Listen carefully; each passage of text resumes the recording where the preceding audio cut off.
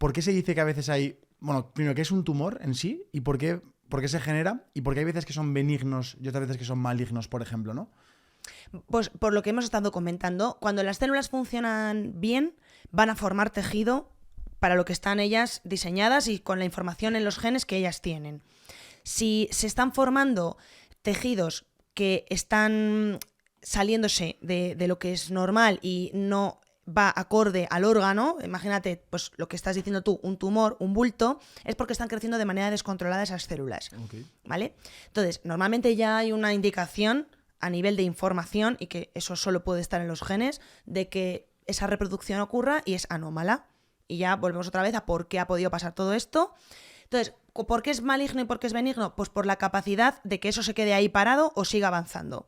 Si esas células no están reproduciéndose bien, pero no tienen una capacidad de invadir, porque no se han activado los mecanismos de producirse metástasis, invadir células vecinas, pues van a generar un tumor que es una masa. Tumor es masa. Eso la primera vez lo descubrió Hipócrates en el año 400 a.C., que dijo que había tumores en las personas que había analizado y que parecían cangrejos porque se agarraban ahí con las patas. Eso era cáncer, crítico creo que se llamaba en el idioma. Entonces eso es tumor.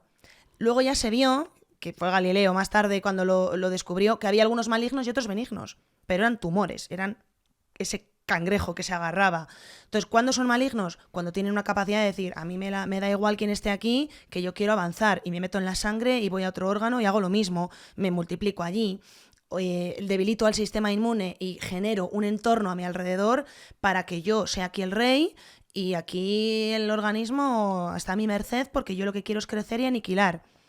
Eso es un cáncer. ¿Y el benigno no hace eso? El benigno simplemente se queda ahí y se puede incluso extirpar porque puede generar, pues por compresión, dolor, molestias, claro, pero no va a avanzar porque no tiene esa capacidad, no ha desarrollado ese mecanismo, pero sí que se está reproduciendo de una manera anómala. Hablando también de lo que es la enfermedad y de prevención, ¿qué tipos de pruebas debería hacerse una persona, nosotros mismos o la gente que nos esté escuchando, para prevenir el cáncer? Es decir, ¿hay pruebas que te ayudan a detectarlo antes?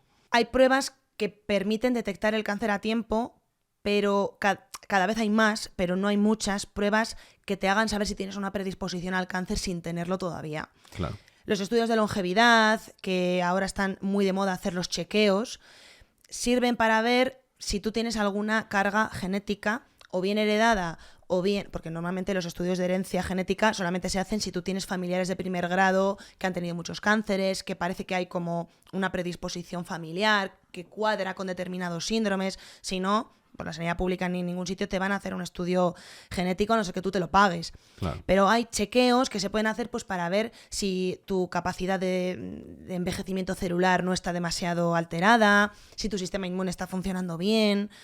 Esas cosas se pueden hacer, pero como digo, son todas de pago y tampoco están como muy protocolizadas, pero se están haciendo, sobre todo en las clínicas de longevidad, y yo creo que viene muy bien para tener un poco idea de cómo estás, ¿no? Pero lo ideal y lo que sí que se puede hacer y se debe de hacer es coger el cáncer a tiempo. Un tumor que se diagnostica en unas fases iniciales es una práctica garantía de curación. ¿Por qué? Porque curación a día de hoy es cirugía. Y estadio precoz suele ser igual a poder operar ese tumor. Cuando ese tumor se ha vuelto tan maligno que ha avanzado, ha hecho metástasis, no se puede operar. ¿Por qué? Porque no te podemos quitar todos los órganos que están afectados y porque si ya ha habido un viaje a través de la sangre no te la podemos quitar y ponerte otra nueva. Tenemos que limpiarla, por así decirlo, con quimioterapia. Y eso nunca nos va a asegurar que estés curado del todo, porque siempre puede haber células por ahí pululando que no podemos saber si están. Y bueno, los mecanismos de resistencia que haya generado el tumor, cuanto más le dejes estar ahí, más probabilidad hay de que se te escape luego incluso a las terapias. Entonces, como no queremos llegar a este punto, si logramos detener el cáncer a tiempo, mucho mejor. ¿Para qué están entonces las pruebas de cribado? Pues para eso, que es lo que tú me preguntabas. Existen mecanismos de detección del cáncer de manera precoz, pero no para todos los cánceres. Porque para poder tener estas técnicas disponibles tenemos que saber que hay un beneficio-riesgo y beneficio económico también.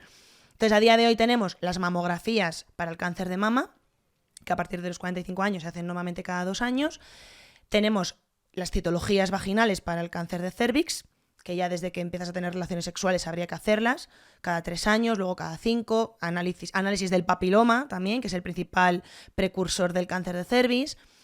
Tenemos también las colonoscopias para ver el cáncer de colon, que también a partir de los 50 años o 40, si has tenido antecedentes, hay que hacer colonoscopias. Primero una prueba que se llama sangre oculta en heces, que es meter las cacas en un bote y si da sangre que tú no ves, pero está ahí en el laboratorio, se detecta que hay células sanguíneas, hacerte una colonoscopia.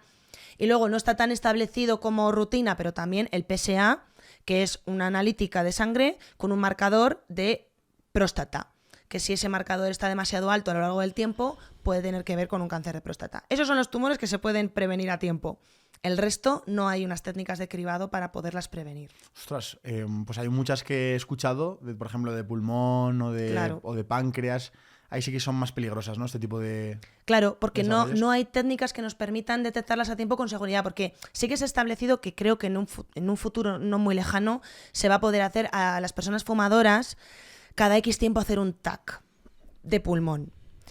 Pero ¿sabes qué pasa? Que claro, es que el TAC es radiación. Entonces también tenemos que ver cuánto de esto, ya no solo por el tema de la economía, que eso también, pero también tenemos que ver que cada vez que te haces una prueba puede haber una cosa que nosotros llamamos falso positivo.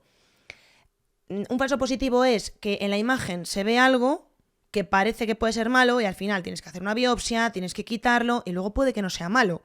Simplemente es un nódulo, porque claro, un TAC es una prueba genial, puedes ver todo lo que tienes ahí dentro. Y hay nodulitos que son inflamatorios o que no son malignos. Pero claro, te metes en toda esa vorágine de cosas que es biopsiar y esperar al resultado. Hacer una cirugía por si acaso y someterte a lo que tiene que ser la cirugía. Imagínate que luego se complica. Entonces, claro, hay pruebas que igual todavía no se están estableciendo bien que se puedan hacer a toda la población sin riesgos de meterse en camisas de 11 varas o de que efectivamente haya muchas radiaciones y muchos problemas. Pero yo creo que el del cáncer de pulmón al final sí que lo van a establecer, porque sí que se está investigando mucho sobre ello y ya en las últimas guías decían que se iba a proponer. Pero, por ejemplo, el de páncreas no, porque tendrías que hacerte un TAC de abdomen, porque pues, ahora, por ejemplo, por si eres fumador, el cáncer de páncreas se puede producir, pero es que hay personas que no fuman que tienen cáncer de páncreas, que puede estar relacionado con otros factores de riesgo o no. Entonces es muy difícil establecer las pruebas de cribado. Tienes que estar muy seguro de que te va a salir bien el estudio. Tú que has estado en otros países, como Australia y demás, ¿cuál es el país referente que lleva la oncología a otro nivel o que es el mejor en cuanto a tecnología? Nueva York. ¿Sí? Sí. En Nueva York está el Memorial Sloan Kettering, que es un centro de cáncer que es top. Bueno, yo diría que Estados Unidos. Nueva York es un centro de referencia top. De hecho, la oncología integrativa, que es a lo que yo así más me dedico, empezó allí la principal unidad a nivel mundial y siguen siendo los mejores. Pero luego tenemos muchos cancer centers que son famosos. Está pues, el Dana-Farber en Boston, está en Canadá el Princess Margaret, creo que es. O sea, yo creo que hay muchos cancer centers que son muy pioneros y muy top, pero son eso, los cancer centers, que son los hospitales que se dedican únicamente a tratar pacientes con cáncer e investigar sobre ellos. Yo creo que Estados Unidos es top. Australia está muy bien, es muy puntero. Pero, jolín, es que Estados Unidos tiene siempre las mayores tecnologías y, de hecho, bueno, todo viene de Estados Unidos para luego el resto de los países implementarlo, ¿no? Les copiamos mucho. Yo creo que más o menos iría por ahí.